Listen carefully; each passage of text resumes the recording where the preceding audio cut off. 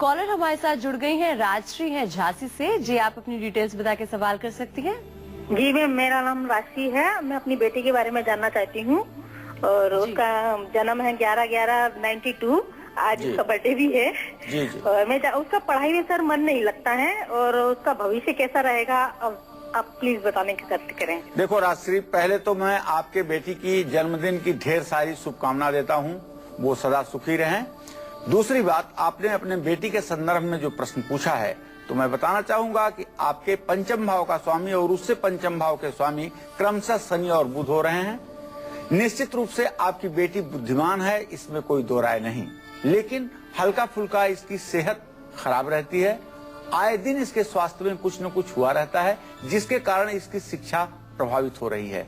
भविष्य इसका बहुत अच्छा होगा, इसमें कोई संदेह नहीं है। 25वें वर्ष में इसका विवाह भी होगा और विवाह भी माता पिता की इच्छा से बहुत सुंदर विवाह होगा। इनका भाग्य अच्छा रहेगा। इनको चाहिए कि शनिवार के दिन सरसों के तेल में अपना चेहरा देख करके 4 शनिवार सरसों का तेल दान करें, इससे इनका भाग्योदय और भी अच्छा होगा। हमारी तरफ से भी आपकी बेटी को जन्मदिन की ढेरों शुभकामनाएं। बढ़ते हैं आगे। और आपको अगर कपड़े खरीदने हो, नई गाड़ी खरीदनी हो या फिर करना हो अपने बच्चे का अन्नप्राशन, तो कौन सी तिथि होगी आपके लिए सबसे शुभ? आइए जानते हैं पंडित जी से। जी पंडित जी। पंचमी, दसवीं, पूर्णिमा, पूर्णा, ज्योतिष शास्त्र की बात है कि पंचमी तिथि, दसवीं तिथि और पूर्णिमा तिथि को पूर्णा संज्ञक तिथि माना गया है। पंचमी तिथि के स्वामी नागदेव हैं, नाग देवता। किसी भी महीने की पंचमी तिथि में ऑपरेशन कराना या डॉक्टर से सलाह लेना उचित और फायदेमंद माना गया है। इस तिथि में कर्ज नहीं लेना चाहिए। कर्ज लेने से कर्ज उतारने में बहुत परेशानी होती है। इसलिए आप अपनी डायरी में यह बात लिखें कि पंचमी तिथि को किसी से, बैंक से और किसी व्यक्ति विशेष से कर्ज नहीं लेना है। अब इस क्रम में मैं छठ की बात कर रहा हूं, जिसको षष्ठी तिथि कहते हैं, जिसके स्वामी कार्तिकेय हैं। भगवान शिव के पुत्र स्वामी कार्तिकेय छठ तिथि के षष्ठी के स्वामी हैं। किसी भी महीने की षष्ठी तिथि में नए कपड़े पहनने का, गृह प्रवेश करने का जो समय है वो बहुत शुभ रहता है। इस दिन नए कपड़े पहनना, गृह प्रवेश करना बहुत ही लाभकारी माना गया है। अब बात कर लेते हैं सप्तमी तिथि की। सप्तमी तिथि के स्वामी भगवान सूर्य हैं। इस तिथि पर वाहन खरीदना शुभ माना जाता है। जो लोग सप्तमी तिथि के दिन वाहन खरीदते हैं, उनका वाहन भगवान सूर्य के रथ की तरह तेजस्वी होकर के चारों दिशाओं में चलता है। सप्तमी तिथि में बहू का गृह प्रवेश, अर्थात आप ये कह सकते हैं वधू प्रवेश, अन्नप्राशन, मुंडन संस्कार कराना सर्वथा शुभ माना गया है। इसी क्रम में अष्टमी तिथि की बात करते हैं, जिसके स्वामी भगवान शिव हैं। देव में देव, महादेव अष्टमी तिथि के स्वामी हैं। अष्टमी तिथि में हथियार खरीदना, रक्षा संबंधी सौदे करना और महालक्ष्मी की उपासना करना बहुत ही शुभकारी माना गया है।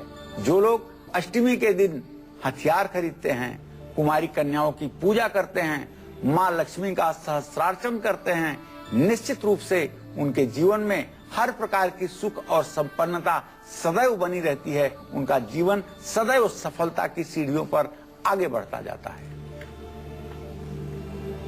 एक कॉलर हमारे साथ जुड़ गए हैं, सरोज है गुड़गांव से। जी, आप अपनी उम्र बता के सवाल कर सकते हैं। पंडित जी नमस्कार। हाँ, सदा सुखी रहिए। जी, मेरी बेटी का नाम शिल्पा है। उसकी डेट ऑफ 1 जनवरी 1990 है। रात की 10:45 का जन्म है। लेकिन उसकी अब तक जॉब भी नहीं लग रही और कहीं शादी की बात ही नहीं बन रही। बहुत परेशान है। देखो सरोज, सही बात यह है कि अभी इसके विलंब है विवाह में और इसकी नौकरी में भी विलंब की स्थिति बनी हुई है, क्योंकि बुध बृहस्पति का इत्साल तो हो रहा है पंचम नवम दृष्टि से, लेकिन मंगल मड़ऊ योग कर रहा है। मंगल का मतलब है मना करना। जैसे इनके नौकरी में भी अभी विपरीत स्थिति है, लगने का नौकरी कोई योग नहीं बन रहा है और इनके विवाह में भी विलंब है। देखो, इनकी नौकरी तो लगेगी फरवरी महीने में, फरवरी में इनकी नौकरी लगेगी और विवाह का समय इनके लिए सन 2015 फरवरी का समय है। सन 2015 के फरवरी महीने में इनका विवाह तय होगा। उसके बाद करने के लिए आप महीने 2 महीने बाद विवाह कर सकते हैं। आज कालचक्र में पंडित जी आपको बता रहे हैं कि महीने की किस तिथि में अपना कौन सा काम करें जिससे आपको मिले आपकी तकदीर का साथ और आपके सारे सपने हो सके साकार। किस दिन से आपको अपने घर में शुभ कार्य करना चाहिए और कोई धार्मिक काम भी, ये भी आपको पंडित जी बताएंगे, लेकिन थोड़ी सी देर में। लेकिन उससे पहले आइए जान लेते हैं कैसा रहने वाला है सिंह राशि वालों के लिए आज का दिन और क्या है उनके लिए तनाव को दूर करने के अचूक उपाय। जी पंडित जी। आज सिंह राशि के जातकों को बताना चाहूंगा कि आज आपका स्वास्थ्य थोड़ा सा कम ठीक रहेगा, इसलिए आपका आज किसी काम में मन नहीं लगेगा। आज आपको बड़े धैर्य के साथ दिन बिताने की जरूरत है। लेकिन एक शुभ समाचार है आपके लिए। अगर कोई सरकारी कामकाज आपका रुका हुआ है और उसमें आज आप थोड़ा सा प्रयास कर दें तो आपको जरूर सफलता मिल जाएगी। नौकरी के क्षेत्र में आपको जरूर प्रमोशन मिलेगा। यदि आप नौकरी करते हैं तो वहां आपके मान सम्मान की वृद्धि होगी, इसमें कोई संदेह नहीं है। हाँ, बच्चों से जुड़ी हुई परेशानियां भी समाप्त होने वाली हैं। यदि बच्चों की शिक्षा को लेकर के, विवाह को लेकर के आप चिंतित हैं तो आप विश्वास करिए, आज ऐसा ग्रहों का संयोग बन रहा है कि ये समस्याएं आज आपकी काफी हद तक ठीक होंगी। आज आपको चाहिए कि भगवान गणेश की उपासना करें। भगवान गणेश की उपासना से आपकी सारी मनोकामना पूर्ण होगी और आपके मन का तनाव दूर हो जाएगा। जय मां विंध्यवासिनी। और अब बारी आती है कन्या राशि वालों के लिए कैसा रहेगा आज का राशिफल और तनाव को दूर करने के क्या हो सकते हैं अचूक उपाय। जी पंडित जी। कन्या राशि के जातकों का आज स्वास्थ्य अच्छा रहेगा। खर्चों पर आज आपको ध्यान देने की आवश्यकता है। अपने आमदनी का और खर्चे का संतुलन आप बना करके रखें। भाइयों और मित्रों का मार्गदर्शन आपको प्राप्त होगा जो आपके लिए परम आवश्यक है और प्रतियोगी परीक्षा में आपको सफलता भी मिलेगी, इसमें कोई दो राय नहीं है। आपका जीवन उन्नतशील रहे और आप तनाव से बचे रहें, इसके लिए आपको चाहिए कि आज आप दुर्गा कवच का पाठ जरूर कर लें। घर से निकलने के पहले दुर्गा कवच का पाठ करके यदि आप निकलते हैं तो आपको सारे कामों में सफलता मिलेगी। जय मां विंध्यवासिनी। एक कॉलर हमारे साथ जुड़ गए हैं, अमित है छत्तीसगढ़ से। जी आप अपनी उम्र बता के सवाल कर सकते हैं। अगली कॉलर है हमारे साथ सुषमा है दिल्ली से। जी आप अपनी उम्र बता के सवाल कर सकती हैं। मेरी उम्र 50 है। मैं अपने बेटे की समस्या का हल निकालना चाहती हूँ, फिर पूछना चाहती हूँ कि मेरा बेटा पायलट का कोर्स कर रहा है और 86 उसका वो है 25 नवंबर और 86 में है और इसका कोई काम नहीं बन रहा है कि मतलब 5 साल हो गए, ये कोर्स ही नहीं पूरा हो रहा है।